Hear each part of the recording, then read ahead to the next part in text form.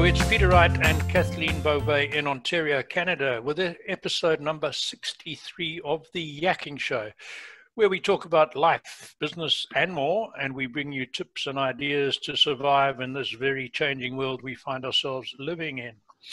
As always, we have interesting guests. Today's guest is no exception, but it's Kathleen's job to introduce him. Before I welcome Kathleen, though, we would love you to subscribe to our show. So on YouTube or BitChute, wherever you're watching this, there's a subscribe button below you. It would make us very happy if you'd hit that. And then we know you're not going to miss some really exciting people we have coming up in the next few weeks. Enough from me. It's now my job to introduce my co-host. Hey, Kathleen, how are we doing today? Hi, Peter. Well, I'm doing great today. The sun is shining, and boy, it's so uplifting when that happens, isn't it? So thank you all so much for joining us as usual. We so enjoy your comments, so do please keep them coming. And if anyone out there is interested in becoming a guest on our show, please don't hesitate to reach out to either Peter or myself. So today we're switching gears a little bit. So today we wanted to bring you a very inspiring story, and it's one of truly of overcoming adversity. So please welcome our guest to the show, Mr. Juan Cáceres. Did I get that right, Juan? Yes, you did. Oh, wonderful, wonderful. So Juan, perhaps you can start with telling our audience a little bit about your background, and just before we lead up to when you went off to Nicaragua. So just before that. Okay, sure. First of all, Kathleen and Peter, thank you for having me on your show. And pleasure to be here. And a little bit about myself, Juan Cáceres, born and raised in New York City, actually, Northeast. Just been doing different things as a computer IT consultant throughout my life.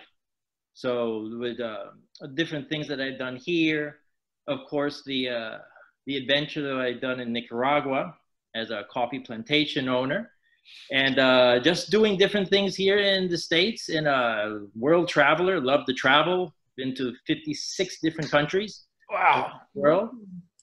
So yeah, I'm glad to be here, and yeah,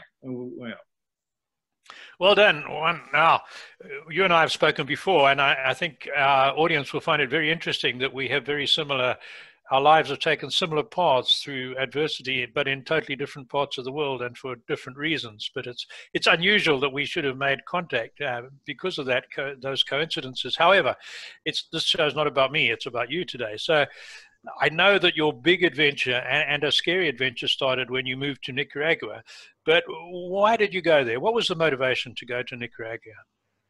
Okay, well, it all started back in 2003.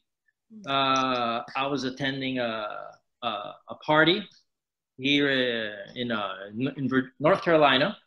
So in that party of just conversation, talking to different people, there was one person I was speaking to who was a ex-Special Forces officer, and just also, again, of course, world traveler, as from all the things he'd done. A lot of it classified, which he didn't want to tell me, but that's okay. So there was in this one room, there was a map of the world displayed, and we kind of went to it, and between drinks, we said, well, I've been here, well, I've been there, and just trading different spots. And I told him, and again, his experience was heavy Latin America, Central America. I told him, well, I've never been to Central America. I've been throughout Latin America, Europe, Asia, but I've never been through Central America. Which country would you recommend if I only had to pick one to visit? And he went and he put his finger on the map, and I looked and I said, Nicaragua? They said, oh, you're crazy. That's where the Sandinistas had the revolution in the 80s, for what I remember. And he says, no, it's very different now. It's peaceful. It's people are great. Lots of opportunities, what have you. And he spoke with such passion, such resolve. And all right, it stuck in my mind, and we started talking about other things. And for the next week or two, that thing about Nicaragua. So I went back then, do some Google searches, and there really wasn't much about it. There was no tourist book. There were a few backpacker blogs here and there, but there's nothing really there. So basically I decided to do some boots on the ground research. So I booked a ticket, didn't know nobody there, Didn't know what I was going to find there. Just went, got there, got a hotel room, rented a 4x4, and just took a map and said, I want to go here. And just went, gone. And basically I just fell in love with the country, fell in love with the people, the culture, and spent 3 weeks there, decided to come back. Because of course, everything on vacation is beautiful, but you know, to live there is another story. So proceeded with 2 more trips there. And again, beautiful culture, the people, just fell in love with the place, lots of economic opportunities, lots of entrepreneurial spirit back then. The people were positive. It was really, again, it was just wonderful. So I looked for property and I found this one place in the Nicaraguan rainforest in Matagalpa, northern part of Nicaragua. It was an abandoned coffee plantation pretty much, but I just saw it and it was just beautiful, nestled in the mountains with all the wildlife and just pristine. And I just went and negotiated the price for it, purchased it, came back to the US. I was still working at the time here, and that was going to be my retirement getaway. So things happened later, 2 months afterwards at work. Wasn't very happy with work, working a lot of hours, wasn't much appreciated. There was an episode that happened, and I was the straw that broke the camel's back. Says, I've had it, put in my resignation. And it says, well, what do I do now? And I says, well, I got property in Nicaragua, this jungle paradise I bought. Well, let me go there, regroup, figure stuff out. Hey, maybe I can do something here. So that's basically how I actually got to go to Nicaragua. To Nicaragua, wow, interesting. And so what then? So you managed to, you moved to Nicaragua, you had this piece of property, and then you decided to grow coffee beans. Is that correct? Yes, but there was a little something before that. Okay. So funny thing is, again, my agronomy experience was having a $1.99 Walmart plant on my windowsill. So that was my farming or my experience with plants. So when I went there, again, since it was an abandoned coffee plantation, it was run down, the trees looked pretty sickly, and it kind of detracted from all the jungle scenery. And I really didn't like it. I didn't even drink coffee, which is even more surprising. Okay. I was a tea drinker. So I went there and I said, you know what? Just burn it all down. Chop it, burn it all down. I don't like, it looks ugly. Forget it. And just put some cattle here. Don't know anything I was talking about. And my friends at the time says, you're crazy. This is great coffee. You can do something with this. And I was like, no, just burn it all down. It looks ugly. I was thinking just of retirement, a beautiful, idyllic jungle paradise. So long story short, they convinced me. I said, I'll give it 2 years. I'll give it 2 years. After that, big bonfire, I'm burning it all down. So went through, got a foreman, got some workers, and we just put people to work. Then we went, again, learning about the process, what coffee was. When I would Google how to raise a coffee plantation, zero. There was nothing. Everything, how to drink coffee, how to roast coffee, but actually how to grow it, there's nothing with it. So with that, again, the first year, horrible crop, nothing. It was like, and I was like, okay, 1 year down, this next year better be a lot better. And my foreman says, everything you're doing now for next year is going to be bumper crop and this and that. I'm like, well, okay. Again, so, and effectively on the second year, all the trees magically transformed, beautiful leaves, full of coffee cherries. And it was like, okay, I mean, it transformed the place completely. So it was wonderful. I did that. And then my foreman suggested, hey, it's a patron, which is basically how they would talk to people, the owners of the farms. It's like, why there's a cup of excellence competition in the country where basically the best coffees in the whole country, farmers compete and submit their coffees to be tasted by international and national experts in a blind taste test. Why don't we put your coffee there, patron? And I was like, okay. So when I went to the coffee exporter, I was dealing with semi-coffee, I told him, hey, and he knew my story, my background, says, I want to enter this Cup of Excellence competition. And he kind of looked at me, he's like, don't waste your time, forget it. I said, why? It's like, you'll never win. Don't even waste your time. And he was like very adamant about it. So I went back and I thought about it. I'm like, you know what? I don't care what he says. I want to go. So I went back the next day and says, hey, because you needed a sponsor. The sponsor said, I want to go in this. So he says, okay, to humor you, we'll do it. No problem. So he goes, he said, wasn't very confident. So I went, I kind of forgot about it. We entered the coffee and later, remember then I had a car because it was basically on a one mountain road. I was hearing a car coming, a truck coming. My just said, hey, someone's coming. Wasn't expecting anybody. Basically, I was a messenger saying, looking for Juan Cáceres. I said, that's me. It says, well, it says, you have been classified as a finalist in the Cup of Excellence competition. Wow. Yeah. And it was like, we need you to come to Managua and basically present yourselves with the winners, and we're going to auction your coffee internationally. Nice. Very good. So basically, I got onto the local news because it was like, who is this guy, Juan Cáceres? He's not Nicaraguan. And it did basically became the human interest stories. Like, this guy came from U.S., again, do nothing about coffee, didn't even drink coffee, and here he is, he won. 400 or 500 entries, people who've been 4 generations growing coffee. And here I am, this person from the US, knew nothing about coffee. Now he's the winner, one of the best coffees in Nicaragua. So when they sold that, of course, I was very happy. I started to buy more properties. And basically, it was a huge morale boost, obviously. It says my coffee is good and proven to be good. So things are going very well. I was already seeing my future here. Again, on a personal space, economically, the plantation was thriving. I was already looking at the market, my coffee directly in the US. So things were going wonderful. Actually, it was like I was living the dream. Juan, tell me, please, you have to be drinking coffee now, though, right? I would drink my stuff. Okay.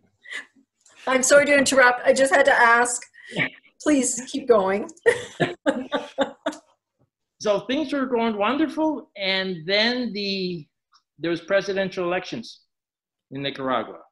And Daniel Ortega with the Sandinista party, the one that won in the 80s and did their communist revolution, they were on the ballot. And everyone told me, I said, well, is that going to be a problem? I said, don't worry about it. They won't win. We lived through that before. We're not going to vote. Let's just forget about it. It's not a non-issue. Well, come that morning on the radio, heard the Sandinistas won the elections. So it was like, okay. So just reflecting myself, I was at the farm at that time. I already built my residence there. And I said, well, I'm not political. Doesn't matter to me. I've never been political one way or another in the country. I'm just a coffee grower. So I thought, okay, what's the problem? Okay, well, it is what it is. Well, little did I know, I was already being classified as an enemy of the state, enemy of the people. Mm-hmm. Oh, wow. There was a lot of Marxist propaganda of the evil imperial Yankee who's coming to our country, exploiting our resources, abusing of our people. And me, of course, as the foreigner, especially as an American, I was the enemy of everyone. So what started happening? Workers just started to not show up. My foreman left. My neighbors wouldn't talk to me anymore. There were thefts and vandalism all over the property. And just the whole atmosphere, the rhetoric on the radio, the TV, newspapers, anti-American, and it was like, again, you know, we need to get rid of the Yankee imperialists. So, but there, coffee is a very labor-intensive agriculture enterprise. Without workers, your product just stays on the trees and literally rots and falls down. So, and it's like, okay, well, then there was the shortages. There was no gasoline. No gasoline. Then there was no rice. There was no beans. And you had to feed your workers, what workers you had. And so you had to feed them, give them some bunk beds, what have you. So there were shortages of food. There were shortages of gasoline. There was talks of bank confiscation, capital controls. The whole economy went to a tailspin, basically. So it was like, well, maybe I'll diversify to something else. And it says, so then I had a friend who basically invited me for coffee in the city. He sat me down and she told me, Juan, you need to leave the country. Just like that. And I said, but why? Trust me, you need to leave. And would never tell me why. So it kind of like, okay, this is someone I trusted, someone who was a very successful entrepreneur in the city. Like, all right. So a week later, one of my cooks, who stayed on, told me that in the village next to our coffee plantation, she overheard a conversation in the local cantina bar of two guys, basically gentlemen, who were drinking at a table, saying how we're going to take that gringo's coffee plantation over from him. And basically setting up an ambush, basically to make me disappear. And that they had full cooperation of the local police constables, that they would not get involved. And, oh, well, something would happen. And he disappeared. We don't know what happened to him. So at that point, everything that was, again, all the future that I had laid out for me, everything that was on a silver platter now is like, well, what am I going to do now? Now I have basically a death threat that I wasn't aware of. There was no, I said, no fertilizer, no gasoline. Everything pretty much turned on its head and sat down, did some analyzing, and it's like, I came to the conclusion this isn't fun anymore. And it was like, I could stay and fight, or I can try to sell and leave. So a lot of things happened in the middle. No, I'm gonna fight. Anyone comes here, I got weapons, I have this and that. But once cooler heads prevailed, it was like, no, it's better to leave. And so Ben just put the farm on sale. Of course, nobody was buying, because people with money were actually taking their money and taking it to US, Panama, capital was fleeing the country. So it's like, okay, people were giving me basically pennies on the dollar. Well, I'll give you this. I'll write you a check. Like, no, and writing you a check in these countries it's basically a rubber check. So it was like, all right, what am I going to do now? So 6 months, very chaotic, trying to change my timelines, when I arrived to the farm, where I didn't, because that threat was still there. Fortunately, I was able, some rich cattle rancher actually came. He saw it. His wife fell in love with the property just like I did. And I mean, of course, he knew I was desperate. So he gave me a fraction of what it was worth, but at least he gave me something, cash on hand. I took it, tried to wire the money here, almost got confiscated by the government because they put it on hold. So long story short, I had a very good lawyer, thank God. At that time, I was able to get what little money from here, sold the truck, hopped on a plane and came back. Yeah. And how did you feel when you got back to the States, having lived through all that? Now you're back at the States, you've lost a fortune on the farm. You've gone through all that worry and tension. And I know what it's like, because I've had a similar experience. And now you're back in the physical safety of the USA, but you don't know what you're going to do now to pick up your life again. So how did you get over that, Juan? Well, it's, again, it went through the period of, first of all, denial that this can't be happening, then to acceptance, and that was hard. and of course felt sad, depressed, and what have you. But to be honest with you, the fact that I was able to leave alive and with something, I mean, that encouraged me a lot. Is like, you know what? I escaped. Like, I escaped from Alcatraz and I was alive. Other people had to stay. Yep. So I was fortunate to have that U.S. passport. My friends had to stay. They had no choice. I did. I was made it out. So I was working on a plan B, had some friends here, and like basically get back into the IT consulting again. And of course, being 4 years as a coffee grower doesn't do too good on the resume for IT. That's right. You're right So there. it was like, you've been out of the game too long. So I had to start from the bottom as tech support, from being a system engineer all the way down to tech support. I was like, okay, well, I then started getting busy. How am I going to get back to where I was before? So I started working, started doing CBTs, computer-based trainings, doing education, getting hands on every manual I can, learning about the new thing, which was storage infrastructure.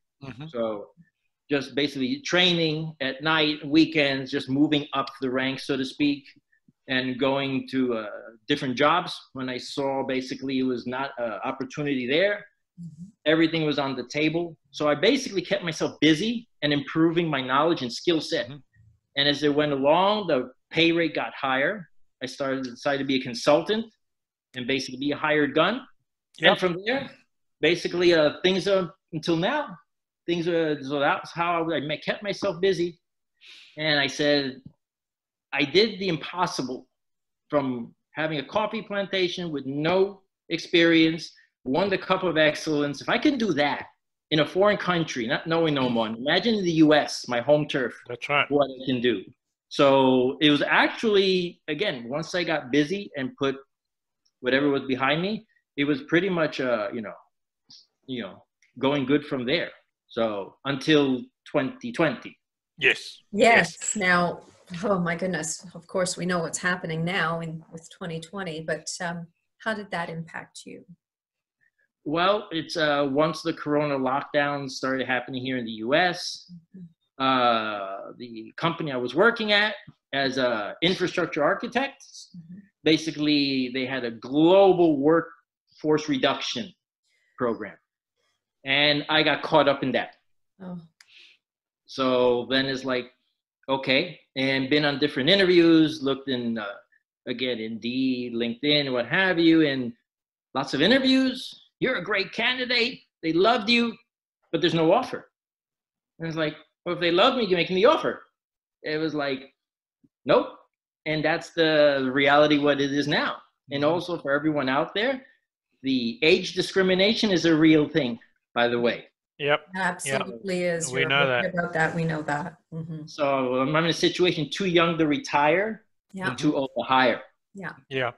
So now it's like, okay, well, I have to have a plan B. Look at some other revenue streams, think outside the box, other things. So, and that's what it stands right now. And so I take it then you've not had an opportunity to go back to Nicaragua at all since you left?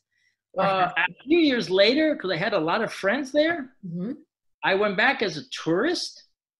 And as a tourist, I was welcomed with open arms. Everyone is wonderful. How are you? And of course, I never mentioned that, beside my friends, right? Everyone else, oh, we love tourism. We love Americans. And I just kind of grit my teeth like, oh, yeah, I see how much you love Americans. So come with your money, enjoy, go home. And then next year, come with some more money, US dollars. We love you. We love you. Please come. So that was that's interesting. That was an interesting dynamic. But again, it is I can come enjoy as a vacation, and then okay, guys, see you next year. So out of curiosity, is your former coffee plantation still a coffee plantation? I believe so. Just because again, the person I sold it to already had a cattle ranch, and he was a successful rice plantation owner. So this was a new avenue for him, coffee there. And his wife wanted it for her. She later confessed after I sold it. I told my husband, "You're buying me this. This is mine. This is again, she fell in love with everything. So he really didn't need That's good. the money from that. Mhm. He was just, again, a nice weekend getaway, a second vacation home, so to speak. So, Right, right. And when you went back on vacation, what had happened to the country in your absence? The economy, was it still bad? Was there still shortages, or had it improved a bit? the shortages have calmed down, and basically people accepted the result. Everything kind of quasi was okay. But again, all the capital pretty much left. A lot of the foreigners like me left. So it was in a malaise until Daniel Ortega can confirm his power and cement power. And then it started going back down again, looting the treasury, looting the retirement. And now it's completely in the toilet again. So it was that phase where it was consolidating power, having everyone give a little bit of a break and then hit the hammer again.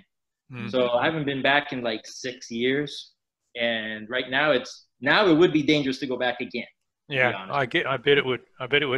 So carry on, Kathleen. So I was just going to ask you one, having lost everything. So you went from tremendous success in Nicaragua to losing absolutely everything, having to flee the country with pretty much the clothes on your back and having to start your life all over again. How did you, I can't even imagine what that must do to one's morale. How did you maintain positivity to try to rebuild that life again? Do you have any advice for our audience that's listening, that's maybe going through something similar in that they're losing everything because of the pandemic and they have to look to the future, a different future for themselves? Yes, it was, I think what really, I guess, saved me from a spiritual standpoint was from my previous successes, what I've accomplished before. Again, so with that, and also have that warrior spirit, so to speak, don't give up. Basically, no matter how critical, how disastrous your situation is, you put in the effort, you put in the work, and have determination, you will not lose. You will fight, and you will fight, have that passion to say, I'm not going to let this get me down. It's not easy. It takes work. But basically have that positivity, and you are your own best cheerleader. Right. That's the thing. Yes. That's hugely important. So, and I think when we spoke before, we both agreed that you've got to keep busy. It's no good sitting at home being miserable. And even if it's volunteering, helping a friend, going to wash someone's car, whatever, keep your mind and your hands occupied. And that's a huge thing I found. And I think you found that as well, didn't you, Juan? Correct. Basically, keep busy. Get off the couch. Get off of social media. Huge time waste. Nothing positive comes out of that. Just a lot of negativity. Get all the negativity out of your life. You just excommunicate that. And you basically get busy saying, how am I going to accomplish my goal? Start on a plan B. Start on a plan C. Do things and get some wins, some simple wins. Once you get that snowball going of some simple wins, that boosts your morale, that shows you that you can survive out of this. You can triumph out of this. And then it just, again, when people say that person is so lucky, everything happens good for them. Or the reverse, that person, it's just a disaster, depressed, everything's wrong. I think there's definitely something to that. I can definitely tell the people out there. But you have to pull yourself up by your bootstraps and not accept defeat. And you keep fighting, with that passion. That's the key. One, we're getting near the end of our time, so I want to give you the opportunity to tell people, you've got such a good story. I'm sure lots more people would like to hear your story. And you're an IT expert and a coffee grower. So if anyone wants to pick Juan's brains about IT and coffee growing, then certainly contact him. How do they contact you? Sure. They can contact me at Nica Coffee Baron, N-I-C-A. Yeah. Coffee Baron. Right. At protonmail.com. protonmail.com. Great. I will put that in the description. People can pick that up and it'll be on a caption under this point of the video. So that's we're nearly at the end. It was really good to talk to you again. We've spoken before, and I loved hearing your story for a second time. And we're certainly going to keep in touch, because I know you've got some more chapters of your interesting story still to write that you're working on. So we'll catch up with you again. But for now, I must hand back to Kathleen, and she will end off for us. So thank you, Juan. Okay. Yes, Juan, thank you so much for joining us today. You do truly have an inspiring story to tell. And thank you, everybody, for joining us again today. And as usual, please keep your comments coming. We read all of them. And if anybody out there is interested in becoming a guest on our show, please don't hesitate to reach out to Peter or myself. And please don't forget to subscribe to our YouTube channel. We would so appreciate that. You would make our day. So until next time, thank you all for joining in, and we'll stay safe. Take care. Bye-bye.